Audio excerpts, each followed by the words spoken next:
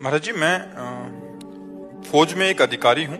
मैं स्वयं तो शुद्ध शाकाहार भोजन ही पाता हूँ, परंतु महाराज जी कह रहे हैं कि जवानों के लिए मांसाहार आदि का होता है, जिसकी स्वीकृति में इनके हस्ताक्षर लगते हैं। महाराज जी, इस कर्म फल का भोग इन्हें देखो, इस पाप समय तो नहीं बनेगा? नहीं, इस समय कोई आप स्वयं निर्णय करता नहीं है।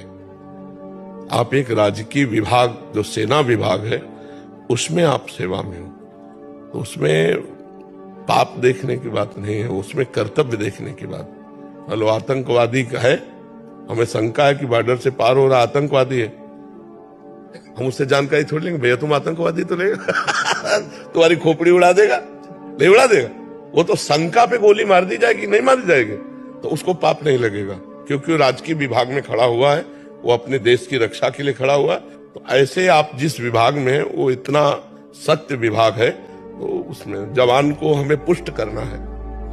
अब अलग अलग जवान है, कोई राजसिक है, कोई तामसिक है, कोई सात्विक है। तो सात्विक वाले ना खाएं, राजसी वाले, तमोगुणी वाले तो खाएंगे ही, तो उनके लिए वो विधान तो करना ही पड़ेगा। हो ही नहीं सकता ना, हो ही नहीं सकता, ऐसा हो ही नहीं सकता। जैसे कह दिया जाए कि पूरे भारत में सब शाकाहारी हो, तो हमारे कहने से हो जाएगा?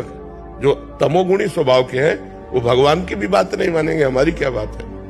जो राजसिक स्वभाव के हैं वो हमारी भी बात, सात्विक के ऊपर हमारा प्रभाव पड़ेगा, जो सात्विक विचार वाले। तो ऐसे बहुत से फौजी हैं जो सात्विक विचार के हैं, अपने आप को मांस नहीं खाते, जैसे आप ही कह रहे हो कि हम खाते नहीं, पर जो सैनिक खाते हैं उनके लिए आपको व्यवस्था करनी पड़ेगी, सरकारी दस्तखत करने पड़ेंगे।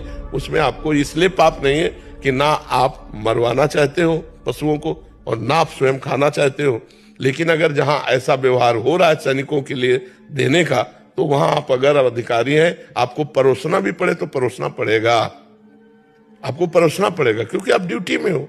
तो उसमें आपको पाप नहीं है, क्योंकि वो आप कोई हिंसा के लिए नहीं कह रहे हो और आप स्वयं कोई खा नहीं रहे हो, लेकिन सरकारी कार्य है तो आपको करना पड़ेगा।